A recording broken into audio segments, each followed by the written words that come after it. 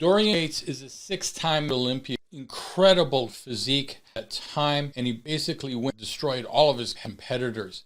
One of the things that I really appreciate about Dorian, number one, is that he used a very innovative type of training. He investigated, researched, and really tried to figure out what worked for him. Now he's going to try and pass that information on to everyone else. So let me bring Dorian on here. Thanks for having me on, Ken. It was a pleasure last time I was out in Canada and, meeting all the other great athletes out there and everything. So unfortunately, we can't do it in person now, but, we got the internet, so we're doing it remotely. But anyway, it's a pleasure and good to be able to get the information out there to people. Absolutely. Can you talk a little bit about how you got into bodybuilding and then innovative training style that was actually opposite of what everyone else was doing? Well, I was first introduced to weight training. I was doing karate when I was a kid, like 15, coming towards the end of school. I was doing karate, and then at the same gym, which funnily enough, many years later became my gym. But anyway, initially it was a Kung Fu gym, Kung Fu karate, and they had a small weight gym in there. And I was doing the Kung Fu and karate, and I was a huge Bruce Lee fan, like a lot of people from my generation when I was a kid. I had the Bruce Lee posters and everything. So I was karate. And then I started doing a little weights. And I don't know, it's like just fell in love with it, or it just seemed right for me, even more than the karate. Just this felt right, and it suited me. And I was getting into that, and I saw the Pumping Iron movie. They showed in a small, 40-seater cinema at the university or something. It wasn't a mainstream movie. I got to see that with the guys from the gym, who were mostly older than me. I started buying the magazines, and then at 16, I left home, and I didn't really have stability. I didn't really have anywhere to stay. I didn't have my family around me. I was kind of just living at friends' houses and stuff like that, and I wasn't able to go to the gym for various reasons. I couldn't really afford it, and my lifestyle wasn't ideal. I kind of fell in with with a kind of gang culture, nothing like super serious like now. But anyway, it was a bunch of kids. We were skinheads, and when you don't have a family, you form a family with your friends and so on. So that's how it was. I got into a bit of trouble and got sent to a youth jail for a few months. And in there was the idea is you get these kids and you give them discipline. It was like a military style regime. And one of the things we did was fitness, and they had weights there as well. So they had like a powerlifting program. And I started doing the weights in there again. And it became apparent to myself and the other guys in there and the staff and everybody that I kind of stood out with this. I was fitter than everybody else. I was stronger than nearly everyone in there, except for maybe some guys that were much heavier than me. I think I was around about 185, 190, something like that. And that was a real turning point, because it was like, what do you want to do with your life, man? I mean, going to do something, or could this be the future? So I said, I don't want any part of this. I mean, I grew up on a farm as a kid, and just it was a free spirit. I still am. I never really worked for anybody. I like to do my own thing, create my own destiny. So it really impacted me being in there and being a number and not being in control. And so I said, right, when I get out of here and get myself set up, I'm going to pursue this bodybuilding. And I didn't know exactly where it was going to lead, but I knew that I was putting my energy into something positive. And maybe I would get a job in a gym, or maybe I'd get my own gym, and maybe I'll be able to win some contests or something like that. I think that's about as far as I was thinking. But I knew it's hard to describe. It's like it was destined. I almost knew that I was going to do this. So I did, not straight away. I had to get a job, I had to get a place to live and everything. And then that became my mission. But all this time that I was preparing for that, I was already like reading everything I could get and buying the magazines. Or I got a funny story here I got to tell you. I wasn't exactly buying the magazines.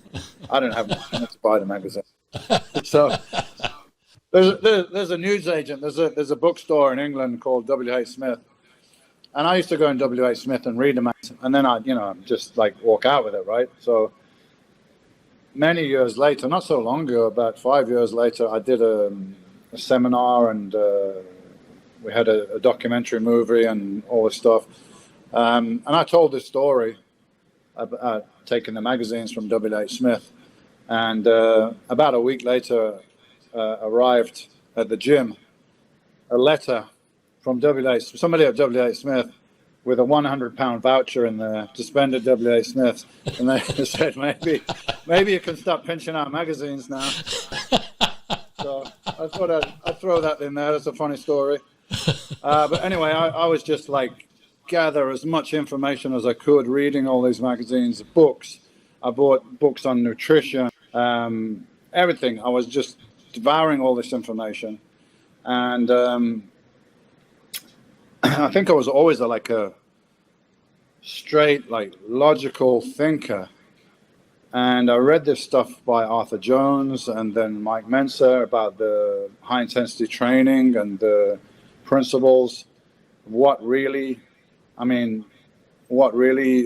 triggered muscle growth, and the role of genetics and all these things that really weren't covered in the magazines. I mean, we were sold a dream, right? Or everyone was sold a dream. Like, you do Arnold's chest routine, you're going to look like Arnold, and do Robbie Robinson's bicep routine, you're going to have biceps like Robbie, and just drink your protein and all that. So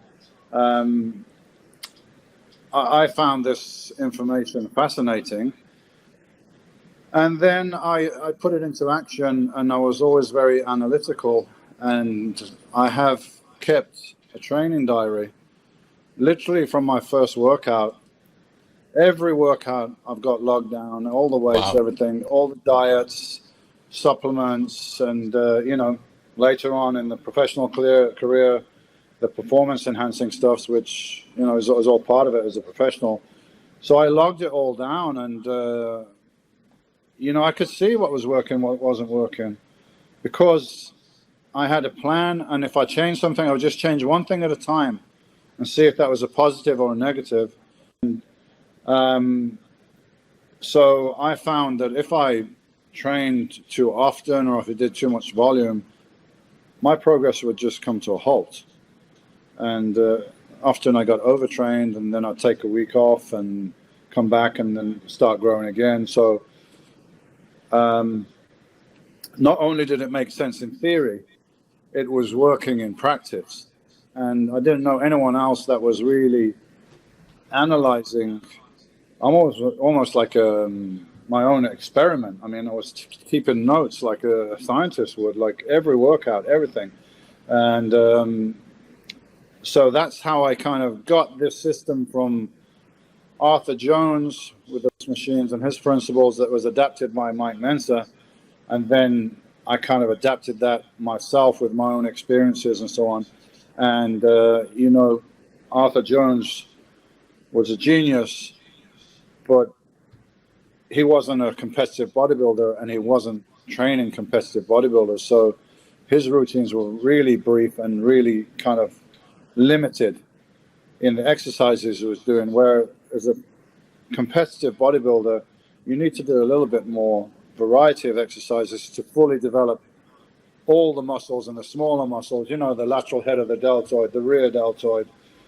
You've got different, you've got long head of the tricep, which needs to be stretched, and then you've got the medial head, which is working more when your arm side, and so on and so on. So mine was kind of a hybrid between the more traditional bodybuilding and Arthur Jones' very brief workouts. I mean, Arthur Jones's workout, what he recommended was a whole body workout a couple of times a week, which for the average person, that would be great. Yeah, I understand. But as for a competitive bodybuilder, it wasn't enough. You didn't get a full physique by just doing one exercise per body part. So it was with this, that I developed my system. And then since retiring, I've been helping and training other people from a variety of backgrounds, some competing, some not competing. And the same principles apply. You just have to adapt it to the individual a little bit with their physique, their mechanics, and very importantly, their recovery ability. I have this story that I stole from Mike Mentzer that I give at my seminars. It's very basic analogy, but it gets it across. Like, muscle growth is an adaptation to a stress. So if your body is already accustomed to a level of stress, it has no reason to adapt. The body is always trying to keep balance. So why does it need to change? It needs to change as a protective mechanism to protect itself from a level of stress that it's not used to. So you've got to continually push that envelope. But equally, on the other side, you have to recover from that stress. So there has to be a time in order to recover, and a further time in order to overcompensate, or in this case, get stronger and a bigger muscle. So I tell this story at a seminar, like, okay, imagine your hand, you get some sandpaper and you rub it on your hand until it's all red, raw, and it's a bit bloody. You've damaged it, yeah? Now your body's like, hey, it's damaged. Like, I need to reinforce myself in case this is going to happen again. So the skin will develop like a little thicker and a little stronger, because you if you allow time to pass before you start rubbing on it again with a piece of sandpaper.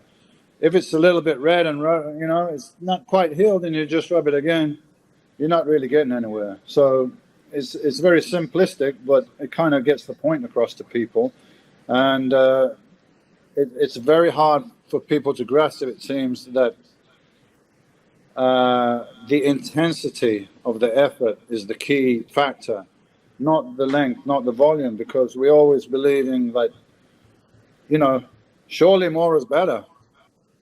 People used to say to me, oh, you're Mr. Olympia, you're like the best in the world. You must be training like 5 or 6 hours a day. I'm like, no, I'm training 45 to 60 minutes, 4 times a week maximum, what I'm doing. And trust me, if I had to train 12 or 14 hours a day to be Mr. Olympia, I would have been doing it. But it wouldn't be helpful. Yeah? I was driven. I wanted to be the best. I wanted to be the best, and I wanted to be the best that I could be. More importantly, I think it was my own personal challenge as much as a competition with other people and a professional sport and so on. So I was doing what was necessary, and I was able to take my physique to a new level in bodybuilding. I'm known now as the game changer, because there was almost like bodybuilding before Dorian Yates and bodybuilding after Dorian Yates. Whether that's a good or a bad thing, that's up to people to decide, but there was definitely a shift because I brought to the table a physique that was bigger and in better condition than anyone had seen before at that point. Absolutely. Now, did you find that most people nowadays, are they overtraining their recovery? It's two different concepts, because a lot of times people aren't getting enough sleep. They're not eating enough to recover. It's not just about sleep. I mean, sleep's important, but you need to have time off in between the workouts to recover. But that's assuming that your workouts were enough in the first place to stimulate the growth. Where what I see is, look, if you've never done any exercise before, if you do 10 push-ups, that's something that your body's not used to. So maybe 10 push-ups are going to work for a couple of weeks and so on. But from my observation, people tend to develop for the first year, 2 years, 18 months, 2 years, at which point their body is adapted to the level of intensities that they're training at. And then they're just spinning the wheels. You know, you can go to a gym today, go check out the people in there, go back in 12 months, they look the same. Because at this point, you got to really push it, and it's very uncomfortable to do that. First of all, some people just don't want to do that. They don't want to go to that extent where you're going to failure, absolute failure on sets, and it requires a lot of mind, muscle focus and concentration to really be able to do that. So those steps have to be in place. First of all, there needs to be enough intensity involved that is unusual stress for your body. So if you're curling a 30-pound dumbbell for 10 reps today, and I come back in a year's time, you're still curling a 30-pound dumbbell for 10 reps, your biceps will be exactly the same as they was a year ago. I mean, that's a fact. Right. You know, something needs to have increased. So it's a combination of people not really training hard enough and concentrating and focusing enough, and trying to compensate for that by doing more volume and more often and so on, and that just doesn't work. If more volume was the deciding factor, then surely you would start out training an hour a day, then it would be 2 hours, and you know, after 10 years you were training all day if that was the factor, but it's not. You increase, you got to push the intensity and increase the resistance. That's what it's all about. I always say you can take any subject and you can make it sound as complicated or as simple as you want. I choose to try and make things sound simple, and because they are, you know, it's the stronger the muscle is. In bodybuilding's case, I mean, you could get stronger in a low rep range, like 2 or 3 reps, without increasing muscle mass. You're just recruiting, you're able to recruit more, and so on. So a powerlifter could get strong in those reps and might not necessarily get bigger. But if you're doing like 8 to 12 reps, and you're getting stronger in that range, now you're doing a 40-pound dumbbell and a 45 and a 50, you're getting bigger. So it's very simple, really. That's why I really try to insist with people that I coach and that I help, that they keep a record of things. You know, keep a record of your weights, and that can help as a motivational tool as well. Okay, last week I benched 200 pounds for 8 reps. So this time around, I got a definite goal. I got to get 9 reps or 10 reps, or I got to, you know, there's a goal there when you're going in the gym. This is very important as well. A lot of people, the majority of people just wander in the gym and, okay, what I'm going to do today, I'm going to do some chest. I'm going to do a little bit of this and a little bit of that. I mean, this is great. This is fine if you just want some general fitness and you want to build a certain level and then you're happy with that and you're just cruising. But be honest with yourself. You know, if you really want to push it and build a physique, that's not going to get you where you want to be. So, you know what, that I really, you were one of these of really just trying to put as much as possible into the actual set. And so you had the eccentric, but you were all that really popularized and showed the effects of the eccentric. Can you walk people Absolutely. through as far as, say, and I know you did this at Swiss where you worked with Mindy O'Brien. Let's break down curls. a rep, Yeah. Let's break down a rep. I mean, you got sets and they're made of reps. So let's break it down to the lowest level. You've got the rep. Now it depends. You've got a negative, and depending on the exercise, you may have a static or a peak contraction. So let's say you're doing a pull down for back. Here, the peak contraction, you have resistance. Where a bench press at the top, you don't have resistance. So you could have 2 or you could have 3 phases of the rep. But let's take an exercise that has 3 phases. So you have the positive, in this case a pull down. You have the positive. That's the weakest part of the movement. People don't realize it. That's the weakest part, okay, the positive. Then you got the contraction or the static. That's stronger than the positive. Then you got the negative. The negative is the strongest part of the rep mechanically. So when you're just doing a set and you're just thinking, well, I'm going to pull it down and then kind of let it go up, you may even go to a point where, I've failed. I can't do any more. But no, you haven't. The muscle hasn't totally failed. It's failed on the positive part, which is the weakest part of the movement. It hasn't failed necessarily on the static, and for sure, it hasn't failed on the negative. So how can we try to stress the negative more? That's by slowing it down, by being conscious of it, and performing. Let's take a pull down. So you pull it down, and then I teach people to hold it in a contracted position, just for a second or half a second, a definite pause. If you pull the weight down and you can't hold it there, then that tells you that you're using momentum. You're using body movement, momentum to move the weight. Otherwise, you wouldn't be able to hold it there. So it's a good check to hold it there. And then slow down the negative.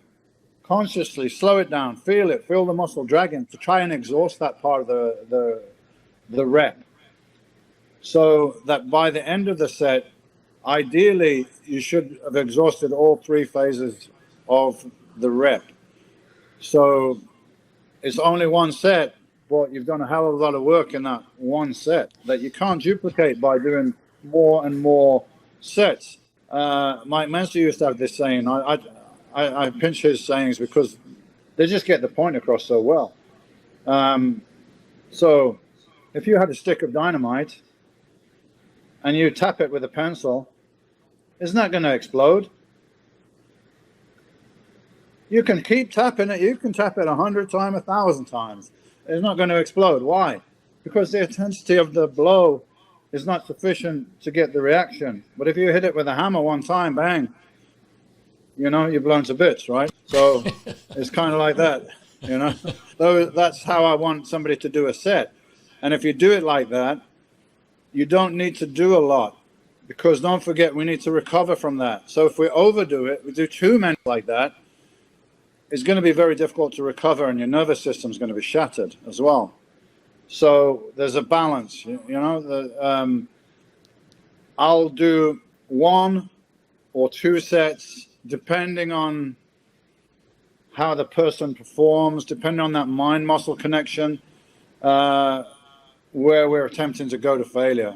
And prior to that, maybe 2 or even 3 lighter sets building up, which is important because you're warming up, you're getting blood in the muscle, you're preventing injury, and you're getting everything firing. But the sets that count, the only sets that are really relevant to me are those going to failure. So I'll do 1 or 2 sets per exercise, and depending on the size of the body part, 2 to 4 exercises per body part.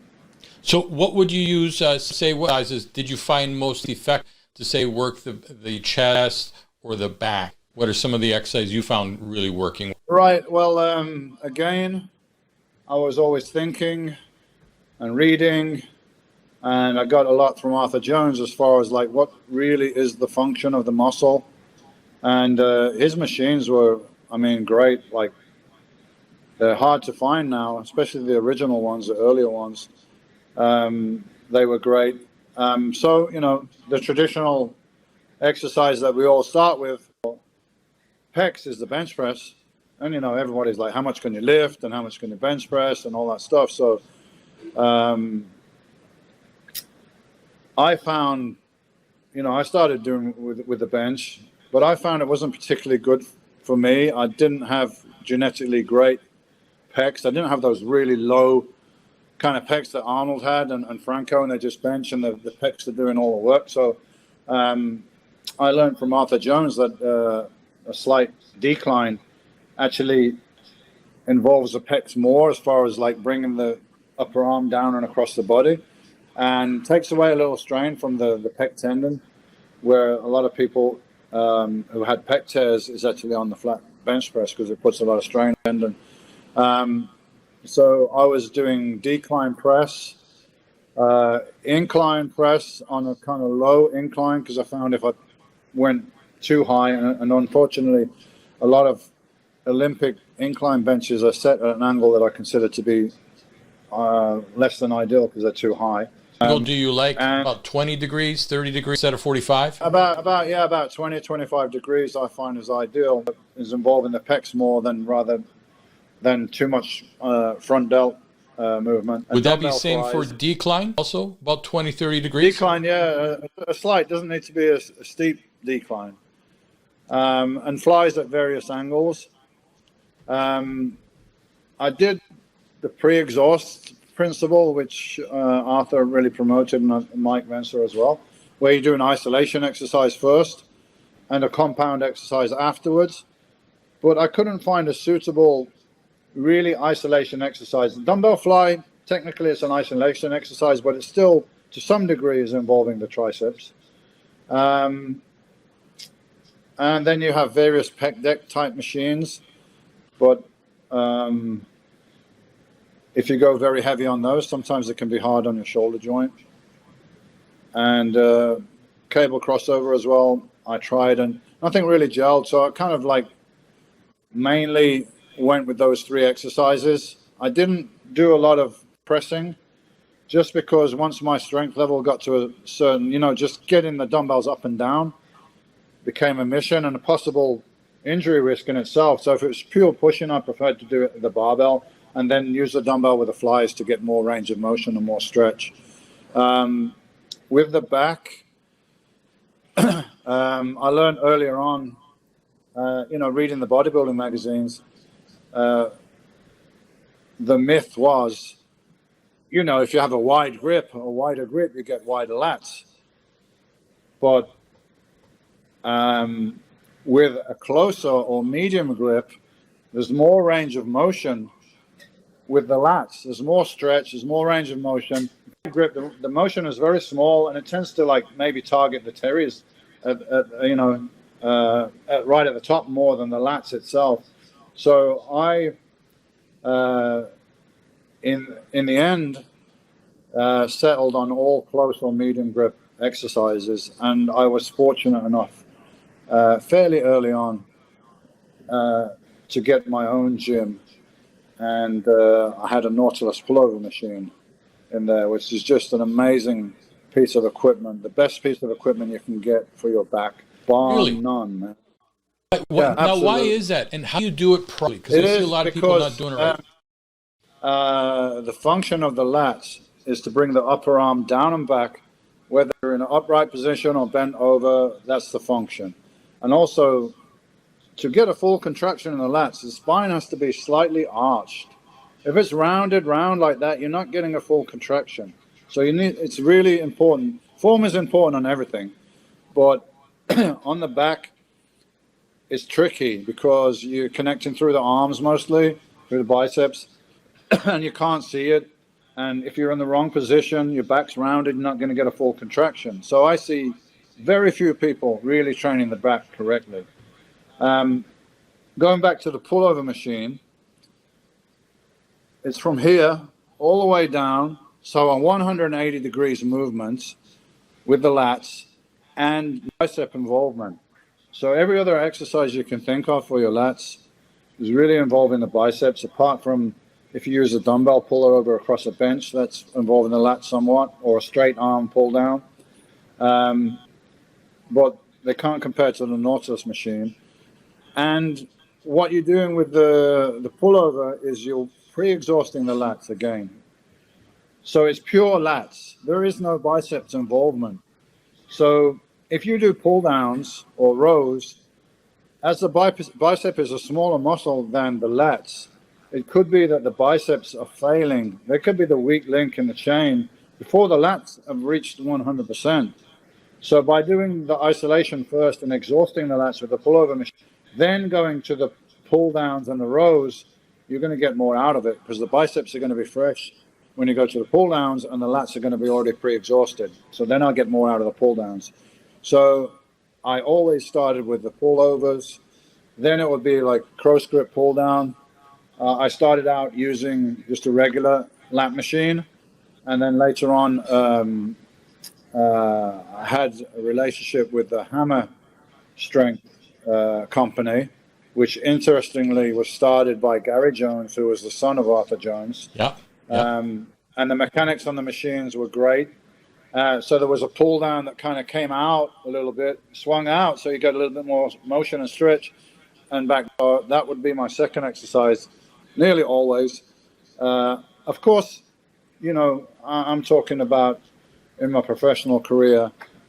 During my amateur days, I tried a lot of things. I used to do weighted chin-ups and things like that.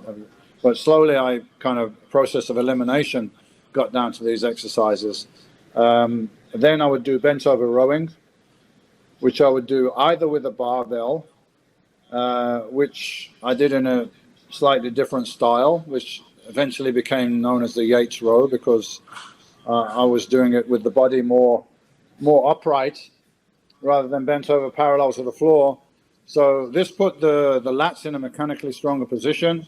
The mid traps were as well, and it put the lower back in a very safe position. So I would do that, or I would do dumbbell rows, one arm at a time.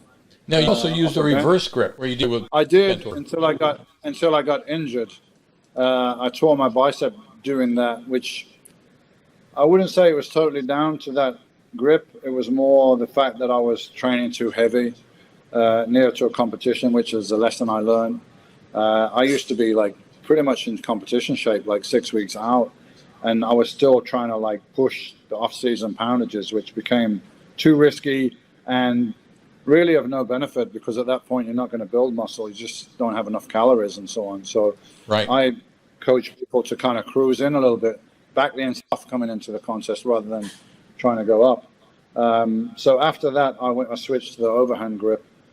And then I would finish with the base pulley cable rows, which I would probably go with a medium grip on there.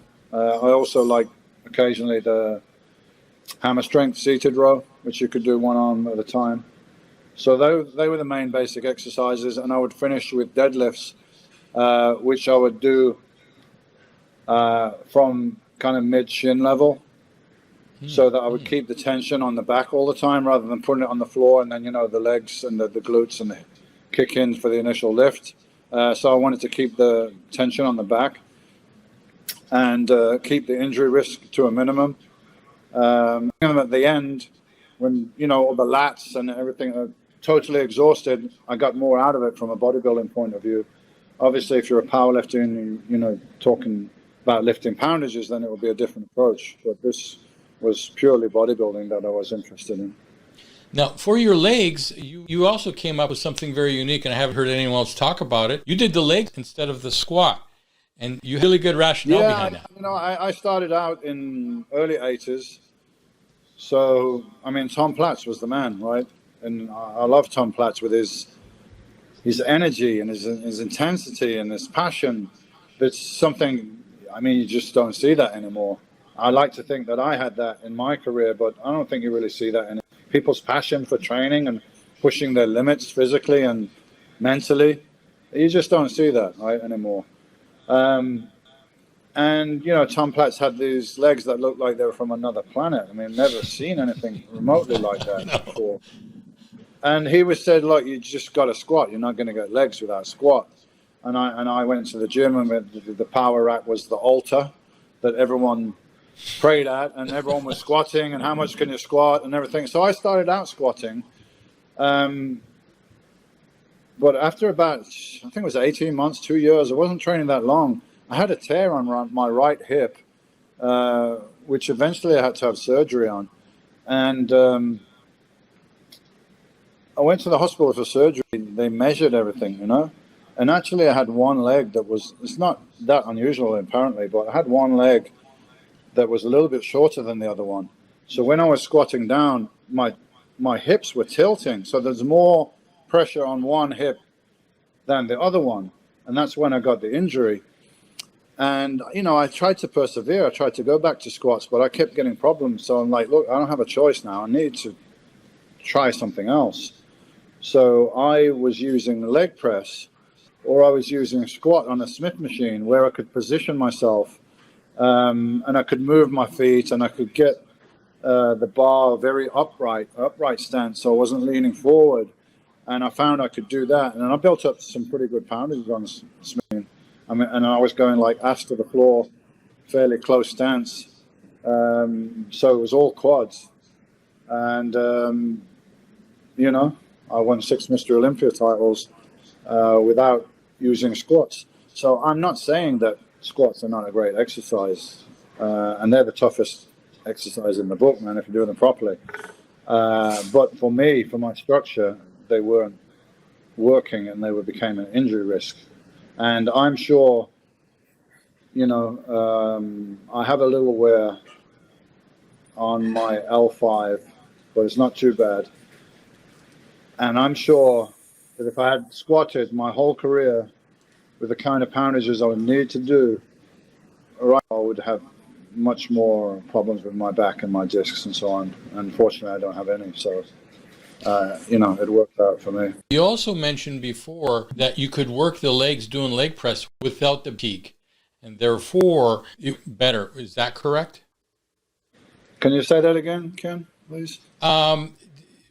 I remember also hearing that you mentioned when you're doing legs, squats versus leg press. When you're doing leg press, it really isn't involved. When you're squatting, the back can fatigue and possibly you up, especially if you're using a heavier weight. So you can do loads easier on leg press. But I always was pre-exhausting once. So I was doing leg extensions, heavy leg extensions to failure, to pre-exhaust the quads before I went on to the compound movement, whether that was a squat or a leg press. And I was also doing hack squats as well, which is a great exercise on the machine. So it would be leg extension followed by Smith machine squat or leg press followed by hack squats. Those are, I was doing 3 exercises for quads and maybe 2 for hamstrings and 2 for calves. So it wasn't a lot. It doesn't sound, if I write down a piece of paper, it doesn't sound a lot, but trust me, anyone that goes through that routine with me is like either on the verge of throwing up or they actually are throwing up. Again, the intensity within the actual set. You can't exactly. go maximum. And listen, if you're going to failure, true failure, where you can't do one more, even if somebody put a gun to your head, that's motivation. Imagine that, somebody putting a gun to your head, you probably get one more rep. But you got to get yourself in a frame of mind where, you feel that desperation. You feel that you push into that limit. And if you do that on legs, it's so exhausting.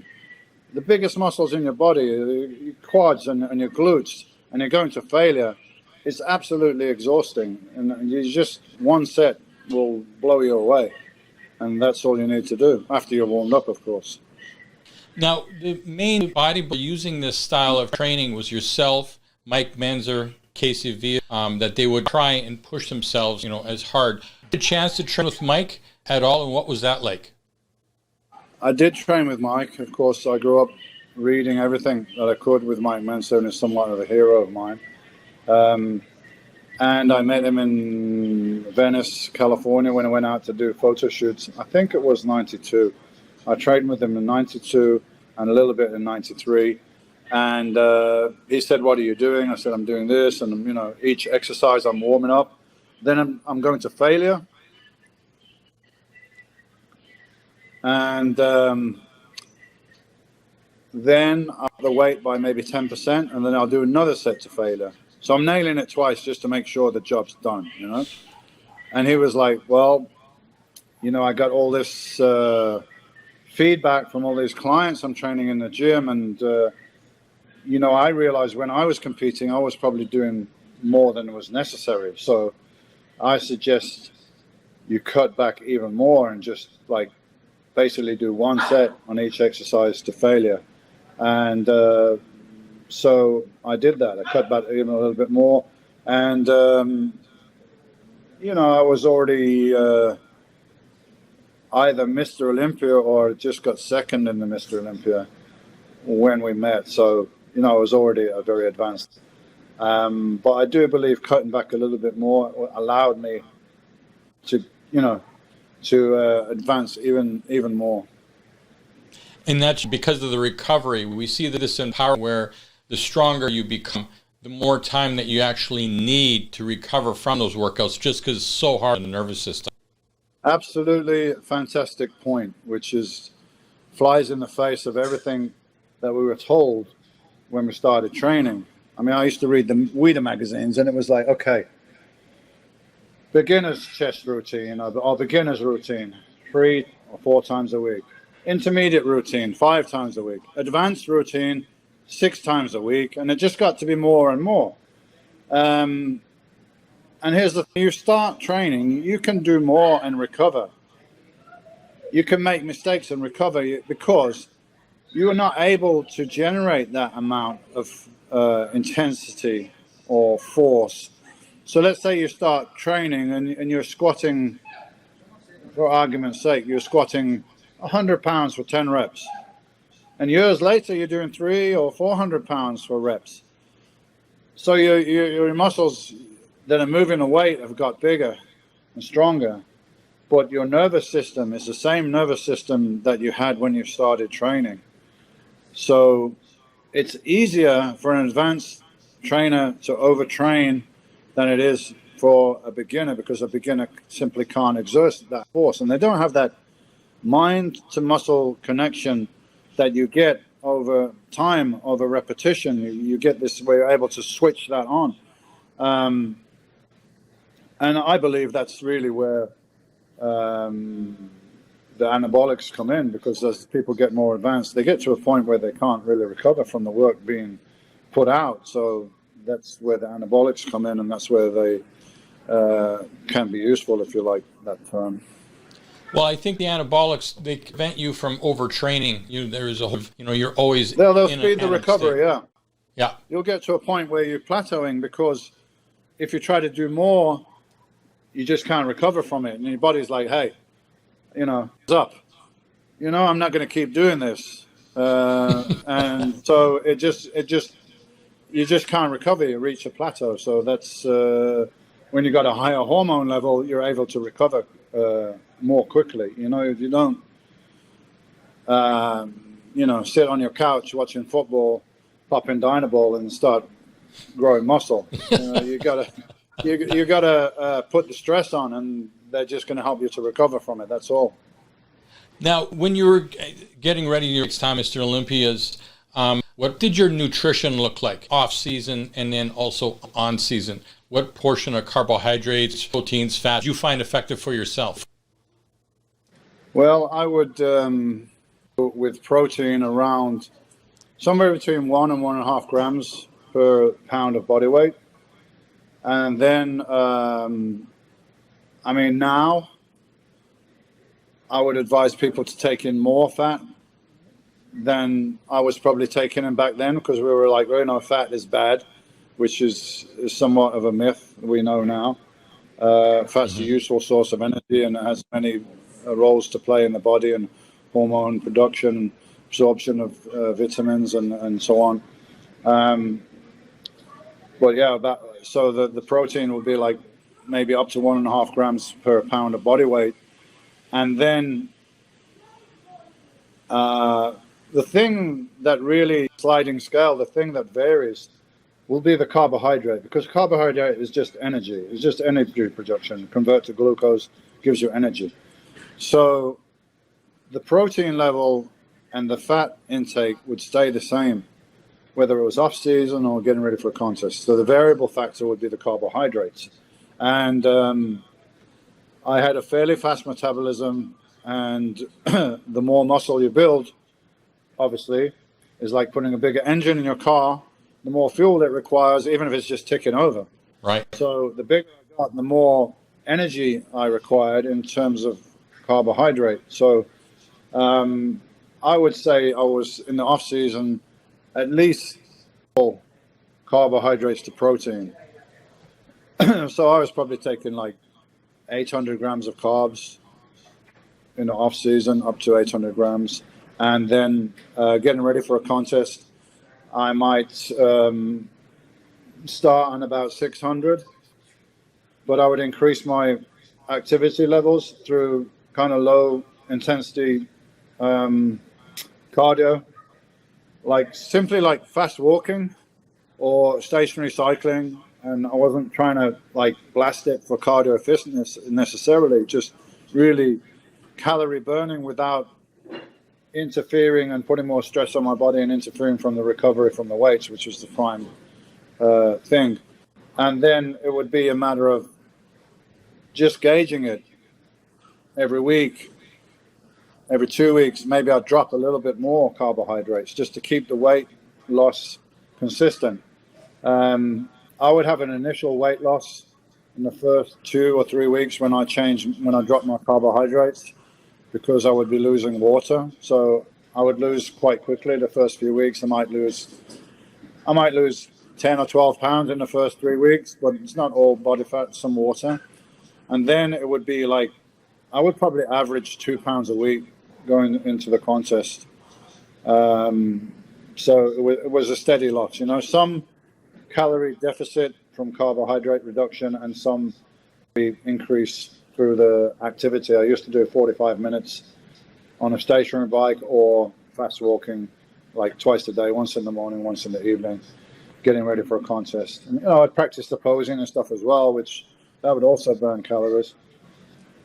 Absolutely. So actually, it was a bit of both, a bit of a reduction, a bit of an increase in the output. Yeah. Now, you also do small seminars in Spain, and also you do some online coaching. Can you talk a little bit about that? Yeah, I do a certification for personal trainers. It's called a master certification in DYHIT. So that's my training methods, which I've documented, and I actually do it in various locations, but because we've been locked down, I haven't been moving so much. So I've done a few camps out in Venice at Gold's Gym there, which is great because people get to experience Gold's Gym as well and hang out. And, we go to lunch together and all this stuff as well. And I do them in Spain. I've got one coming up in September the 13th, I think it is. If people are interested, they can go dy-hit.com and take a look. So what it is I'm looking for somebody that's already a personal trainer or somebody that's experienced, and they come and train with me in a small group. I take 3 people at a time. So we train together and I coach them and, they're really training themselves, but they learn how to coach the other people as well. So we're working together in a group, and we do also the theoretical part as well, which they have an examination with at the end. So we have a practical and theoretical as well. So the idea is they're a master trainer in my methods because they learn directly from myself. And then they're able not only to go and train people in that methods, they can train personal trainers as well.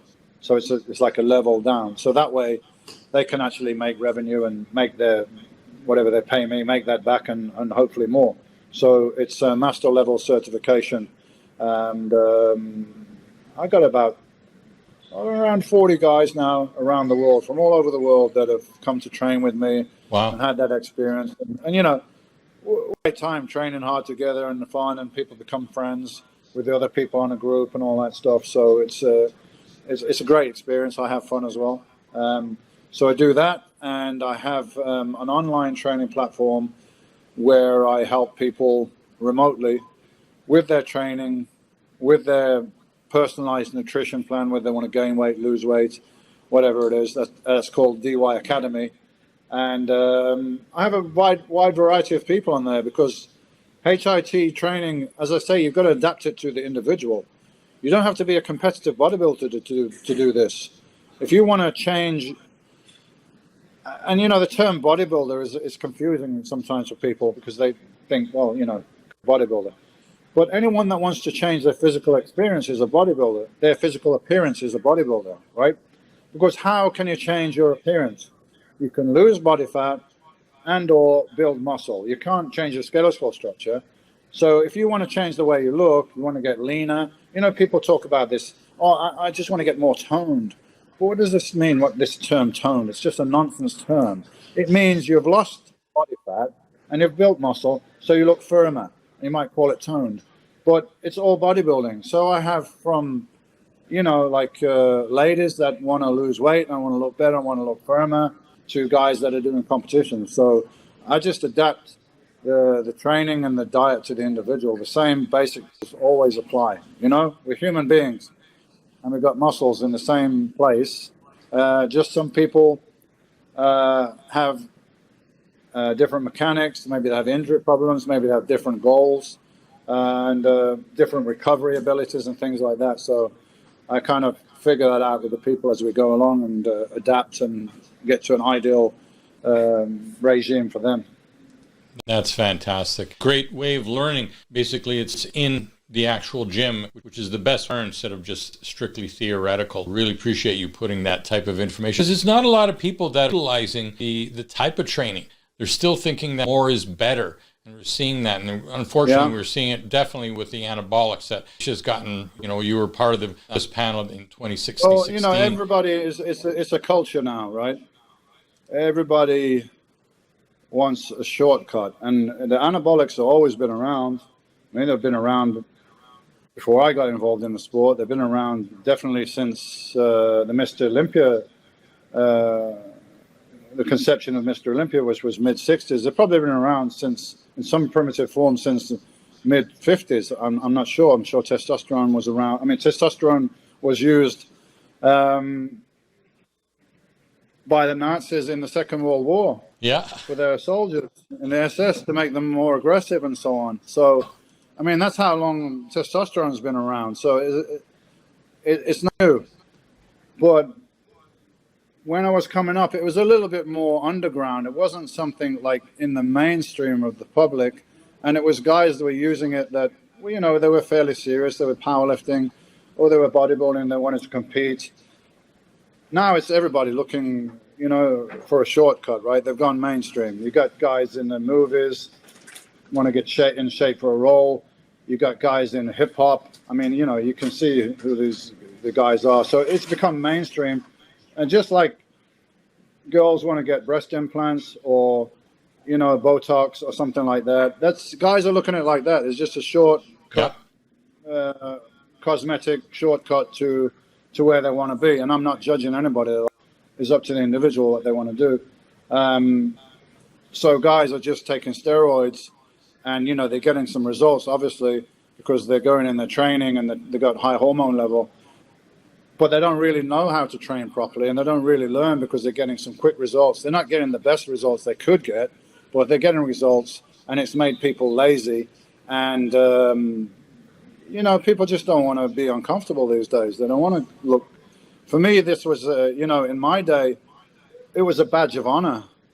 How much can you lift? How hard? I heard about this guy here. He trains insane. And, again, I mentioned Tom Platz, Casey Yates, or Mike Mentzer, people like that.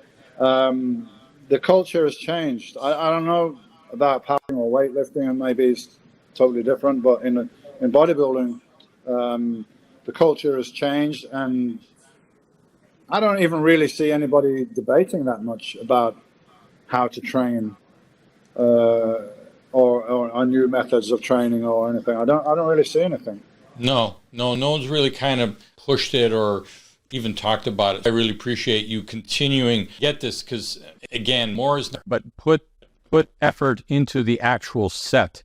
And if you do that, you recover. And if you overdo it, then you end up seeing me, in the clinic, and I have to fix that. So you have to be careful. And I got guys that come here that have been training for years, and they come and train with me for a few weeks or a month, and they're absolutely blown away that in a few weeks, literally every workout, they're getting bigger and stronger, and they can't believe it. Like I progressed more in 2 months than I did in the last 4 years.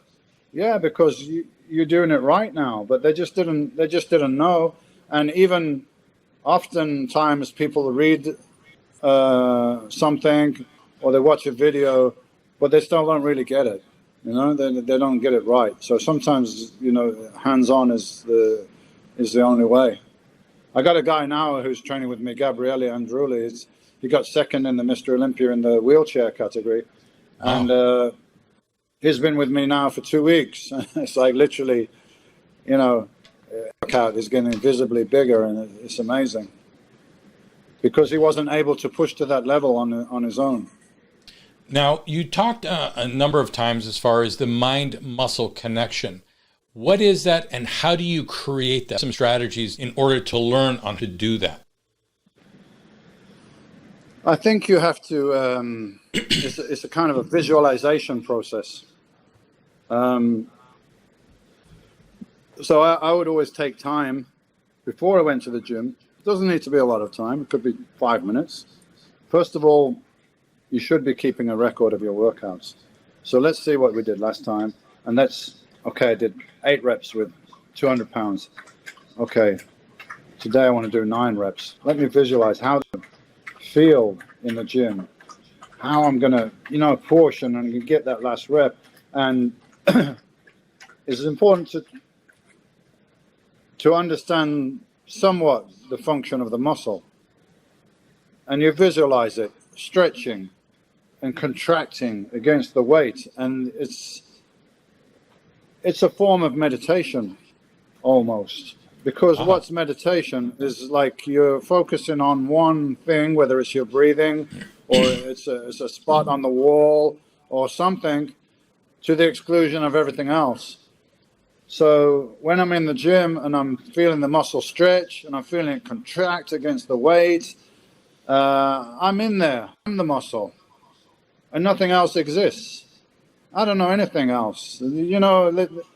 This is also a mental benefit. Like, you forget about whatever your perceived problems are, your relationship, your bills, your work, whatever shit it is, man. Ideally, that's all going to evaporate, and you're just in that muscle, and you're contracting it, and you understand how it feels when it contracts. That's one thing I do when people come to me and they train, especially on the back training. I'm like, okay, let's get a lightweight, let's do pull downs, and this is what I want you to do, and I want you to pull, and I want you to arch and squeeze and hold it here. Now, how that feels in your lat. I'll stick my finger right in the fibers. Feel how that feels. How does it feel? It feels like it's like cramping. Right. That's the feeling you've got to maintain at all times, even when it's getting really heavy and really difficult, and your body and your brain is trying to find a way out of this, trying to bring other muscles into play or create momentum, because that's the instinct. That is the thing you've got to override. So it all takes a bit of time, but the first step is to be conscious of it. Okay, I'm working the biceps. What do the biceps do? They bend the arm and they supinate the wrist. And let me feel like, as it's contracting, it's shortening, it's squeezing, and I'm in there and I'm lengthening the muscle. And visually become the muscle almost. I'm going to sound like Bruce Lee soon, but Bruce Lee was a huge inspiration for me with his philosophy and everything. I almost took a Bruce Lee philosophy and put it into bodybuilding, where the mind is one of the keys, and it absolutely is. The mind is the key, probably in any pursuit or anything that you're doing. I agree. That will limit you in any way.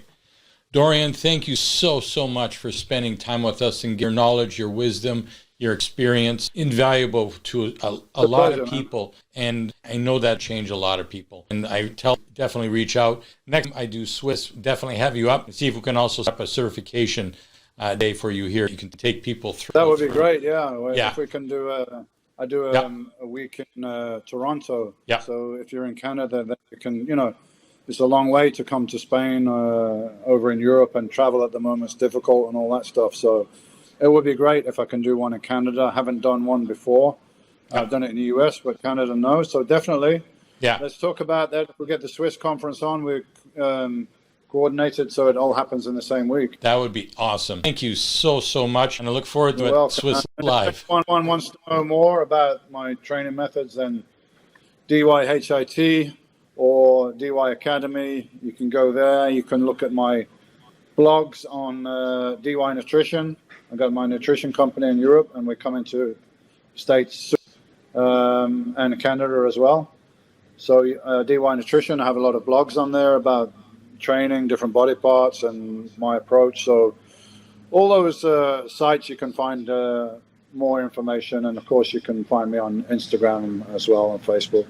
Yeah, I'll put all the links along with this video. Take care, my friend. This was I appreciate it. All right. Thanks, Ken. It's been a pleasure, mate. Thank you. Bye-bye. Mate, thank you. Bye-bye.